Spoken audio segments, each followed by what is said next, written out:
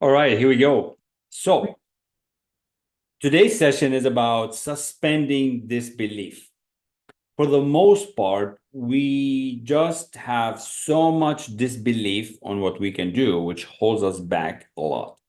So how can we suspend that? And this is the sentence. This is the message today from Pritchett here on U Square. I am on page 15, and he's letting us go somewhere where we remove the doubt. No doubts. You want to be in a spot where there is no doubt. Suspend that disbelief. Because when you disbelieve that you can do something, you're not going to do it. And it's part of the creation process, part of the initial thought. Like, where are these thoughts coming from, or where do ideas come from, and how do they become reality?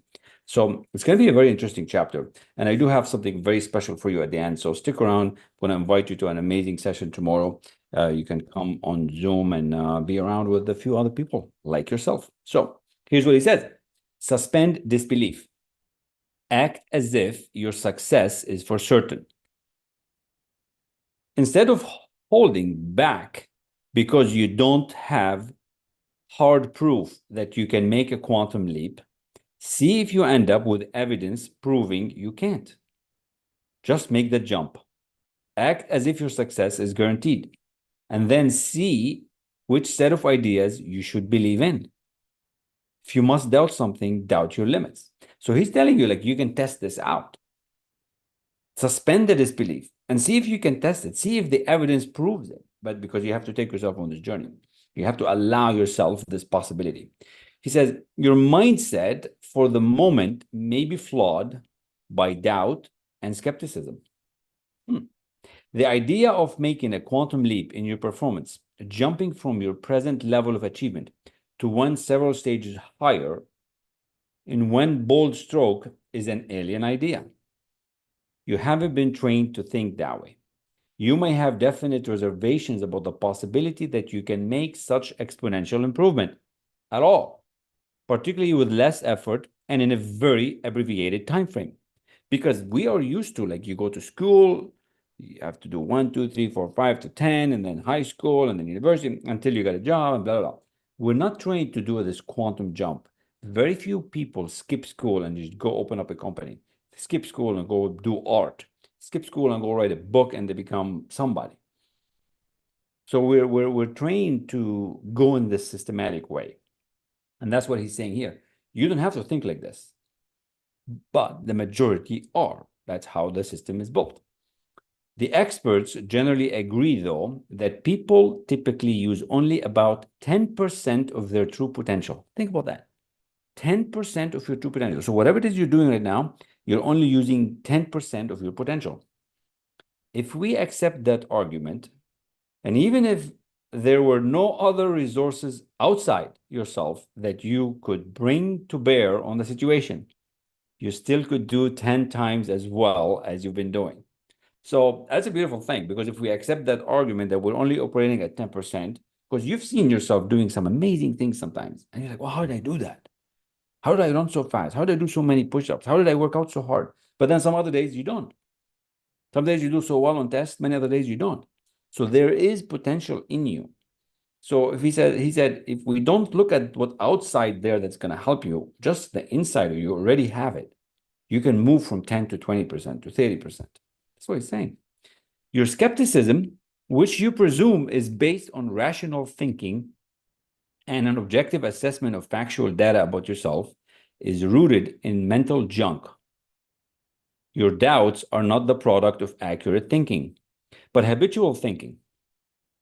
Years ago, you accepted flawed conclusions as correct, began to live your life as if those warped ideas about your potential were true, and seized the bold experiment in living that brought you many breakthrough behaviors as a child. Now it's time for you to find that faith you had in yourself before. It's interesting how he talks about accurate thinking. Elon Musk goes to first principles. The author of one of my favorite books, Think and Grow Rich, he has a whole chapter on accurate thinking. And how do you do accurate thinking? What does that even mean? Have you ever even heard that? See, I had 5 degrees and never even talked about that before. What is this accurate thinking? Is there such a thing as wrong thinking, like not so accurate thinking? but he's talking about it, and Napoleon Hill has beautiful session on it. If you want it, let me know. All right. So now it's time for you to find that faith you had in yourself before.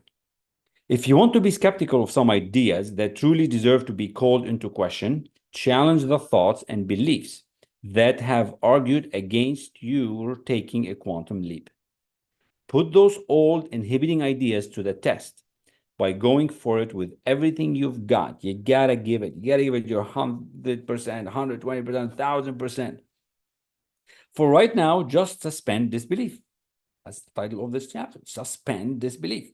You don't have to be convinced that you can succeed in making a quantum leap. But don't keep on believing those old ideas you've been carrying around about your personal limits. If it will make it easier, hold off for a while on believing anything.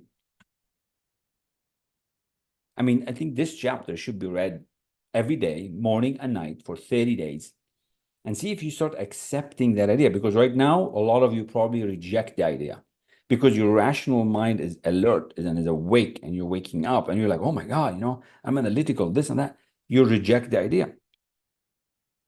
But if you read it again and again and again, and you kind of, I don't want to say force, because force negates, but you're more repetition. Repetition is the mother of learning. You're more likely to start understanding what we're talking about. And Solomon said, in anything you do, get understanding. Just act like you have complete faith.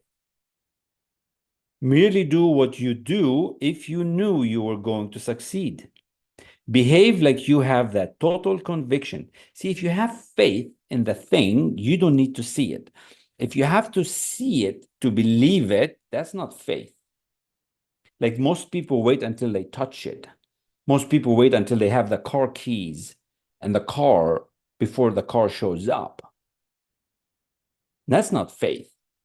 You have to believe you're going to have it before you have it. And that's how you can inspire and ignite the leadership within everybody and make them become the person that they are screaming and wanting to be, but they don't know how to do it. So this belief thing is very important. Just act like you have complete faith. Merely do what you do if you knew you were going to succeed.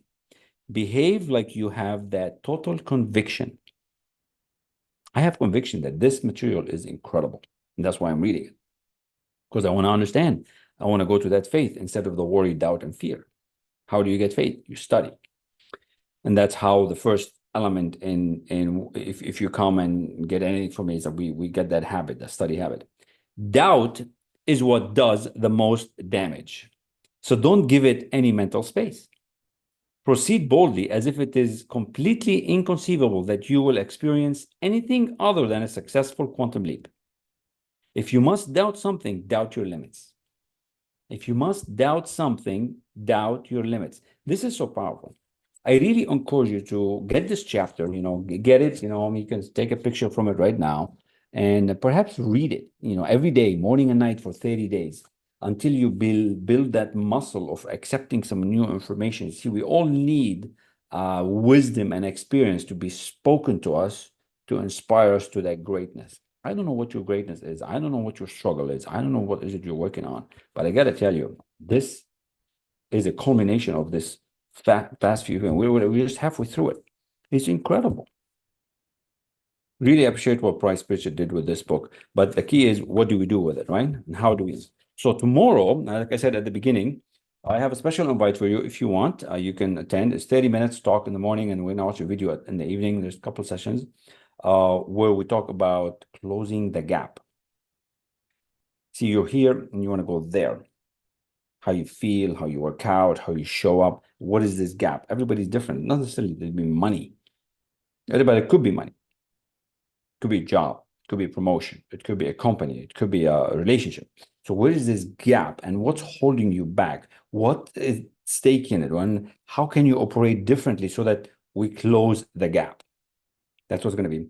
And then in the evening, there's a very surprise session. Usually I don't do that, but we're going to do that as a kind of a mastermind session. So if that's of interest to you, and if you want to build onto that self-confidence, reach out and I'll be happy to connect you with it. And with that, no doubt, doubt your disbelief.